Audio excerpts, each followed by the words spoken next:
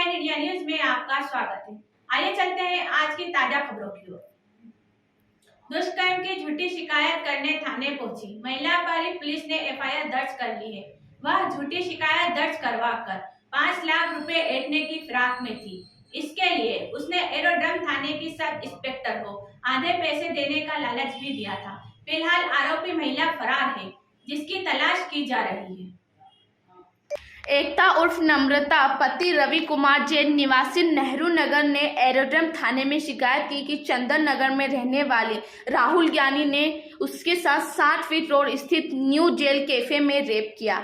जब यह बात राहुल की बहन दीपा ज्ञानी को पता चली तो वह भी पुलिस के पास पहुंची और शिकायत की कि उक्त महिला उसके भाई पर झूठा केस दर्ज करवा रही है। मामला संदिग्ध होने पर जब पुलिस ने कैफे पहुंचकर जांच की तो पता चला कि ऐसा कुछ नहीं हुआ। एकता जैन रेप का झूठा प्रकरण दर्ज करवाकर राहुल ज्ञानी से 5 लाख रुपए ऐंठना चाहती थी। उसने सब इंस्पेक्टर रूपाली श्रीवास्तव को भी आधे पैसे देने का लालच दिया था। आरोपी महिला फिलहाल फरार है, जिसकी तलाश एरोड्रम पुलिस कर रही है।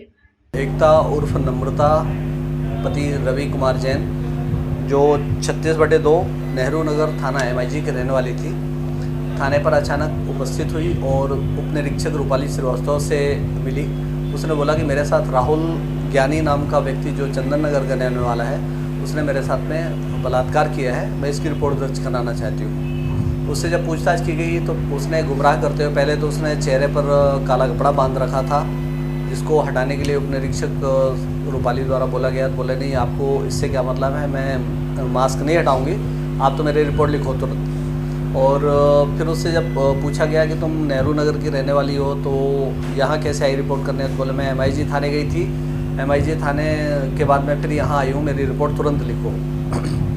फिर उससे जब ये जानकारी पूछताछ की गई कि राहुल ज्ञानी जो चंदन नगर का रहने वाला है, उसके खिलाफ यहाँ पर रिपोर्ट दर्ज कराने का कारण क्या है, उसने बताया कि मेरे साथ उसने एक न्यू जेल कैफ़े है 60 फीट रोड में, वहाँ पर लाकर उसने मेरे साथ बलात्कार किया है। और इसी बीच में जो राहुल जैन है उसकी बहन दीपा ज्ञानी राहुल ज्ञानी उसकी बहन दीपा ज्ञानी थाने पर उपस्थित हुई। उसको भी कहीं से जानकारी मिली तो उसके द्वारा बताया गया कि ये किसी के साथ किसी के बहकावे में आकर मेरे भाई राहुल ज्ञानी को झूठा फंसाने की नीयत से यहाँ पर ये बलात्कार की रिपोर्ट दर्ज करा रही है। इसके द्वारा जो रिपोर्ट की जा रही है वो झूठी है। इस बात की तस्दीक करने के लिए जब jail road new jail cafe पर जाकर वेरीफाई किया गया तो पता चला कि वहाँ पर इस प्रकार की कोई घटना नहीं हुई है। इसके बाद दीपा ज्ञानी की जो शिकायत थी उसको लेकर जांच में जब जांच की गई तो पता चला कि जो एकता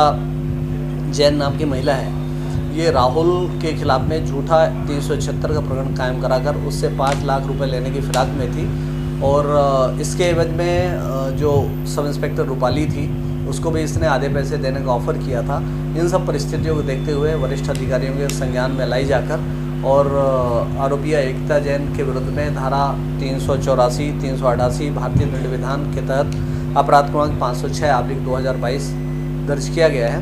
आरोपिया जो एकता जैन है वो अभी सगुनत से फरार है, उसकी तलाश की जा रही है। जल्द ही उसे गिरफ्तार कर न्यायालय पेश किया जाएगा।